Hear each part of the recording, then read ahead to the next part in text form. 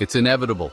Robots are taking over. AI assistants, automated cashiers, even self-driving trucks. Soon, humans will be sipping margaritas while machines handle everything.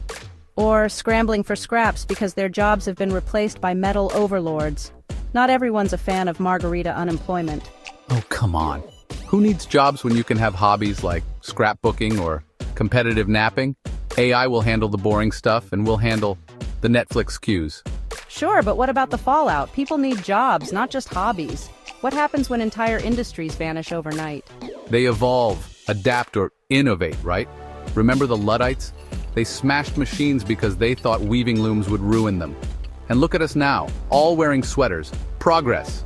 Okay, but AI isn't just a loom. It's a loom that also knows how to design, market, and sell sweaters. Where do people fit in when the tech can do everything? Maybe we'll all be sweater models?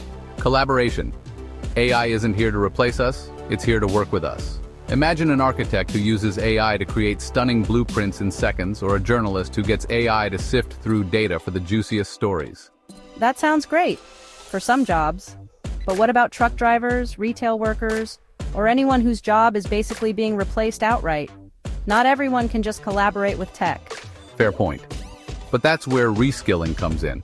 Education, training programs, humans have always adapted. And let's not forget, someone's got to fix the robots when they break. Until the robots learn to fix themselves, then what? Do we start hosting fix-a-robot bake sales?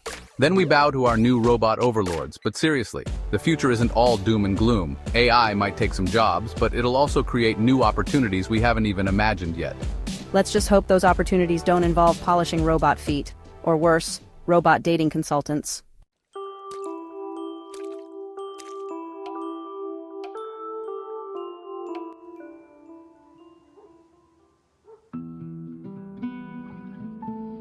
See?